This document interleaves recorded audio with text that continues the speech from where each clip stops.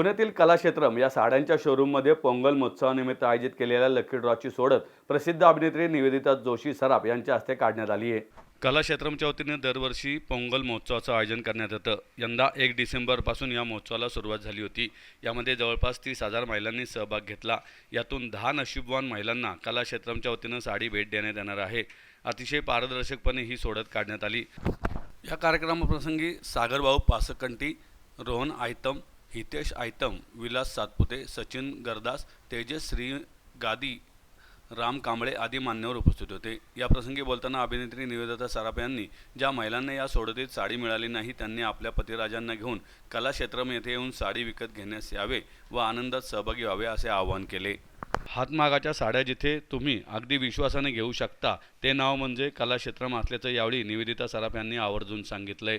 Nita 409 coupon number, Vijaya Patil 548T म्हणजेच 5483, त्याच्यानंतर ऋतुजा गुजर 503 503, चेतन पोलस्कर 1781 1781, योगिता कुंडे 2864 2864,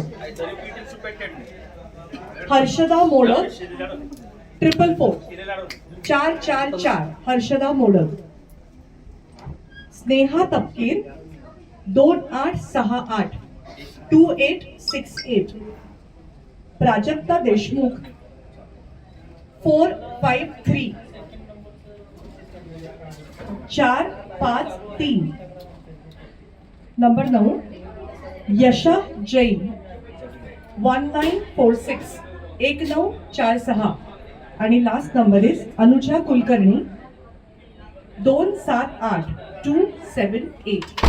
आत्ताच मी एक अशोक मामा नावाची सिरियल केली कलर्स मराठीवरती, आणि त्याच्यामध्ये 37 वर्षांनी परत आमच्या लग्नाचा एक असा छान सिक्वेन्स झाला, आणि त्यासाठी त्या ज्या दोन्ही साड्या होत्या त्या कलाक्षेत्रमने प्रोव्हाइड केल्या होत्या, आणि त्या दोन्ही पैठण्या अतिशय सुंदर होत्या, अनयुज्वल रंगांच्या होत्या।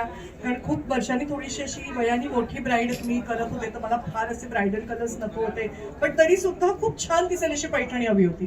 तर अनयुज्वल असा ब्लू कलर, त्याला लाईट ग्रीन कलरचे काठ असलेली पैठणी त्यांनी दिली होती मला पाठवून, आणि एक अतिशय सुंदर, मला पिंक मुळात आवडतात, एकदम लाईट पिंक कलरची पैठणी सुद्धा त्यांनी पाठवली होती।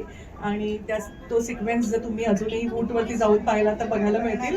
त्या दोन्ही कलाक्षेत्रमच्या पैठण्या होत्या, आणि मुळात म्हणजे मला असं वाटतं विश्वासार्हता, जशी सोनाराकडे आपण जातो तेव्हा सोन्याच्या त्या कसाची विश्वासार्हता असते, आणि बऱ्याचदा कसं असतं आपण त्या प्रत्येक व्यक्तीला त्याच्यातली सखोल माहिती नसते ना, तर इथे सगळा विश्वासाचाच भाग आहे।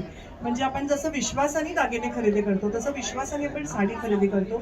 त्यांनी म्हटलंय म्हणून ती प्युअर सिल्क आहे, कारण अलीकडे इतकं भारतामध्ये आपल्या इतकं मला वाटत नाही इतकं उत्तम काय म्हणूया आपण वस्त्र क्षेत्र दुसऱ्या कुठल्या देशात आहे इतकं उत्तम, आणि त्याच्यात उत्तम कॉपीज पण लगेच निघतात। त्याच्यामुळे ओरिजिनल आणि जी काही त्याची कॉपी असेल त्याच्यामध्ये फारसा फरक दिसत नाही, तेव्हा प्रश्न विश्वासाचा असतो।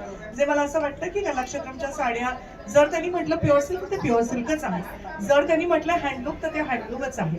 तर तुम्ही विश्वास ठेवून इकडे येऊन खरेदी करू शकता असं मी ह्यांना म्हणेन। अतिशय यंग आहेत कलाक्षेत्रमचे, तर अशी विश्वासार्हता मला वाटतं मेंटेन, कारण तुमची मला वाटतं आजूबाजूला 11 दुकानं आहेत, अशी 11 दुकानं सगळीकडे आहेत, आणि आपल्याला विश्वासाने जिकडे आपल्या लग्नाची, कारण आपण एवढे पैसे त्या किंवा पैशांबरोबर इमोशन्स पण असतात ना लग्नासाठी। जेव्हा मुलीसाठी आई साडी खरेदी करते तेव्हा नुसते पैसे नाही आहेत। आता माझ्यासाठी माझ्या लग्नातली 37 वर्षापूर्वीची साडी अजून मी ठेवलेली आहे आणि अजूनही उत्तम आहे, तर त्याच्याबरोबर तुमचे इमोशन्स असतात, तर ते पैसा आणि इमोशन्स या दोन्ही गोष्टी आपण सार्थक होतं कलाक्षेत्रम सारख्या दुकानात आलेलं।